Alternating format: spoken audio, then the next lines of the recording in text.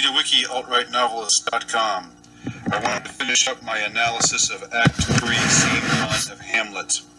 A confrontation between Hamlet and Ophelia, and I've discussed it in parts 1 and 2 already, and if you haven't seen those already, you should see them first. And the title is Hamlet, what is the title? Hamlet on the Dangers of Beauty, parts 1 and 2. This is really a very extraordinary exchange between these two characters, and it's not one that I've seen highlighted ever. Now, I'm sure that it has been. I'm sure that somewhere, sometime in the centuries that critics have written things about this play, Hamlet, that something about Hamlet's message here, something about what he is saying concerning female beauty and so forth, and what it leads to.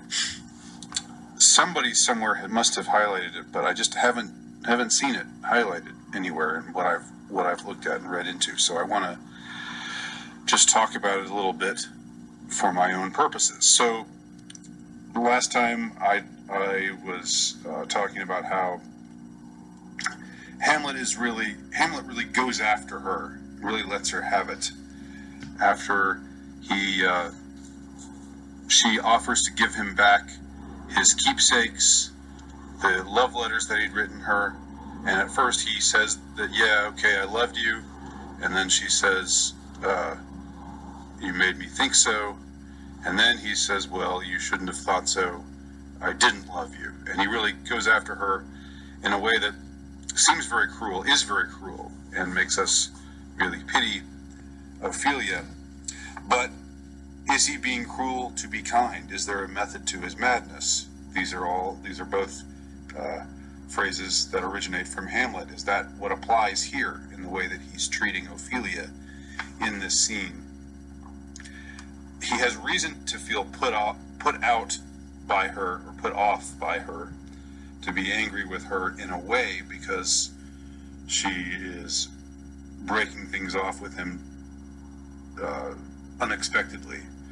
And the reason is, of course, because of her father, because her father told her to, but he doesn't know that, even. And we don't really know what he knows or what he doesn't know, or even if it's that much of a priority for him at this point. At this stage in the play, of course, what he's doing here, he's just pondered to be or not to be. That is the question. He's pondering what the ghost told him about his father, or the ghost who, again, has presented himself to be his father, claiming that his uncle murdered him, asking him to get revenge on his uncle. And he has contrived a plan which hasn't yet been put into motion to find out whether what the ghost is telling him is the truth by staging a play, which comes a little bit later in Act 3. But this whole subplot involving Ophelia, this love story that wasn't, this love story gone wrong, this is a subplot, really, and Hamlet doesn't reflect that much about Ophelia. He doesn't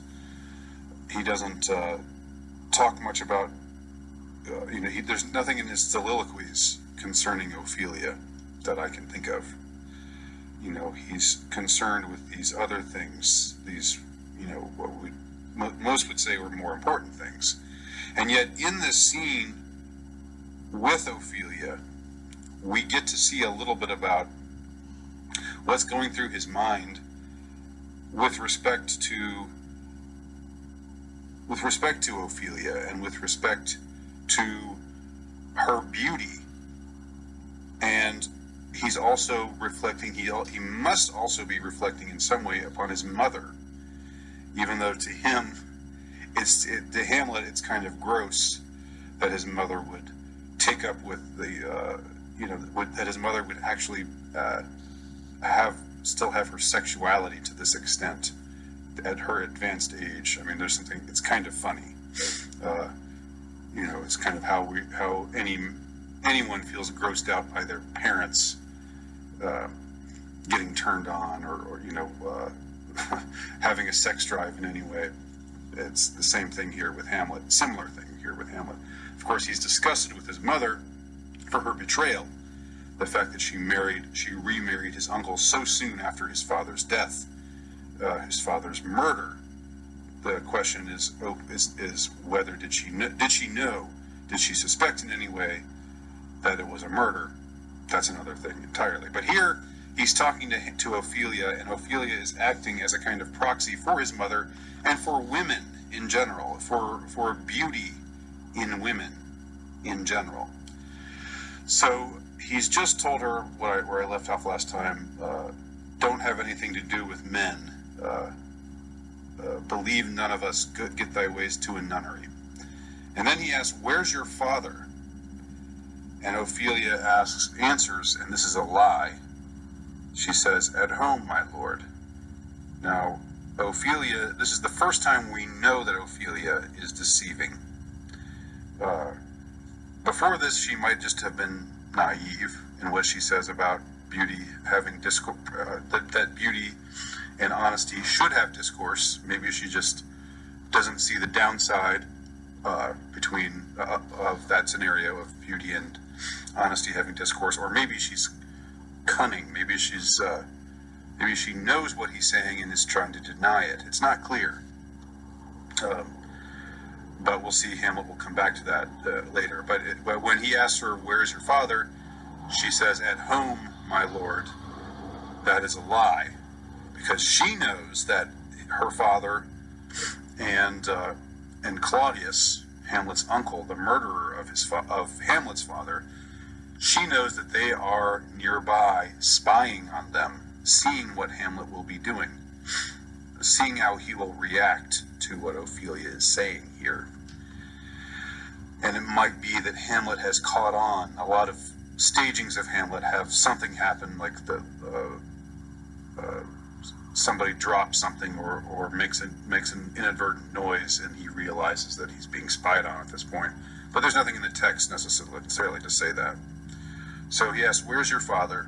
Ophelia answers, at home, my lord. Again, the first deliberate lie of Ophelia. Hamlet, let the doors be shut upon him, that he may play the fool nowhere but in his own house. Farewell. So Hamlet's on to her, and he's only getting more and more angry, getting more and more caught up in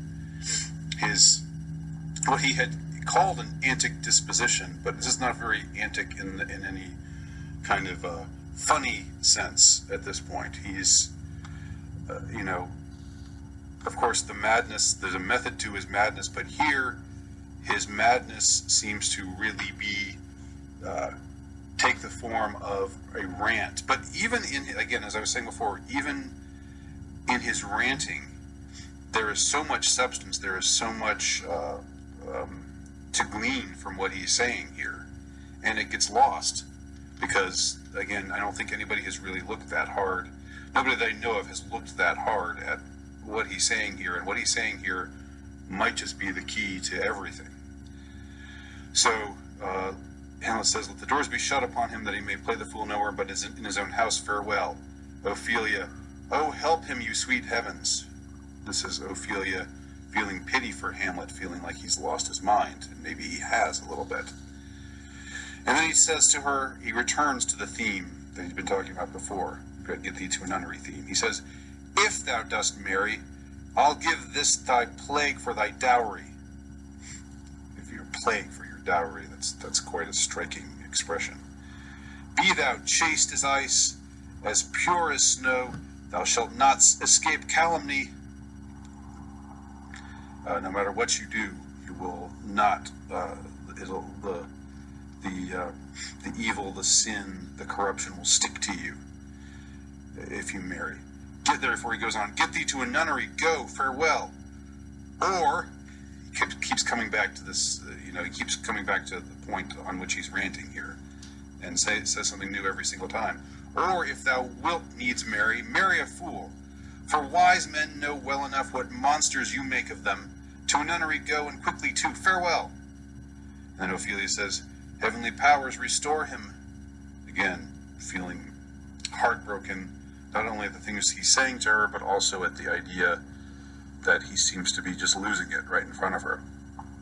And that's when Hamlet returns to the theme of beauty, female beauty, and the dangers of it. And this is the last thing I want to highlight in this exchange, because it's the last thing that Hamlet says before he exits. Hamlet responds to her prayer on his behalf with this. He says, "I have heard of your paintings too well enough. God has given you one face and you make yourselves another." What does he mean by this?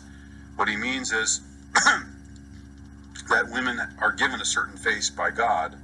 This is the face, the natural face that they have, and they make themselves another through cosmetics, through makeup. They deceive others with the face that they put on, and there's something inherently deceiving about this, about the use of cosmetics, about the use of makeup. God has given you one face and you make yourselves another. You jig and amble and you lisp. You nickname God's creatures and you make your wantonness your ignorance. Go to, I'll no more on it, it hath made me mad. What does he mean here? He's talking about women. Again, woman, the nature of woman. They put on this show. The whole act, the art of coquetry, flirtation. You nickname, you jig and amble and you lisp. You pretend, you act all cutesy. You nickname God's creatures, make up these names, these pet names for whatever, animals or boyfriends or whatever, and you make your wantonness your ignorance. Again, this is Hamlet's charge that she knows what she's doing this whole time, and this refers back to what he told her earlier in the scene, that if you're honest and if you're fair, that your fairness should have absolutely no discourse with your beauty. If you're fair and you're beautiful, that your virtue should have nothing to do, have no discourse whatsoever with your beauty, because if it does, then your beauty will work to corrupt you, to transform you to a bawd. No more, I'll no more on it, it hath made me mad. And then he says something else really interesting. I say, we will have no more marriages. Those that are married already, all but one shall live. Something that he's talking here about Claudius, since he knows at this point that Claudius is listening in. All those that are married already, all but one shall live, the rest shall keep as they are. To a nunnery go. So here he's saying marriage needs to be abandoned. Those who are married already, they can stay married, but anyone else who's considering it, no. They need to stay as they are, remain in the single state. Get thee to a nunnery, get thee to a monastery. Again, this manifestation of anti-sexual Hamlet, interestingly, shows up again. So there's so much here about about the dark side of female nature, about the power of female beauty to deceive and to manipulate, to control, and that even if a woman is honest-hearted, is good, virtuous, if she's beautiful and her virtue has some discourse with her beauty, that leads her down the direction of sin and wickedness, and it corrupts everything. Everything is corrupted through this woman's propensity to behave in this way, and what accompanies this, everything that he talks about here, the way that they behave, the coquetry, the putting on of makeup and acting all cutesy and flirtatious and sexy, and he says, I'll no more on it, get thee to a nunnery, I say we will have no more marriage. Really, really interesting scene, never gets discussed, never, that I've heard. And I just wanted to highlight some things from it. Hopefully I did an okay job, and hopefully you somewhat enjoyed it. Andy Nowicki, altrightnovelist.com.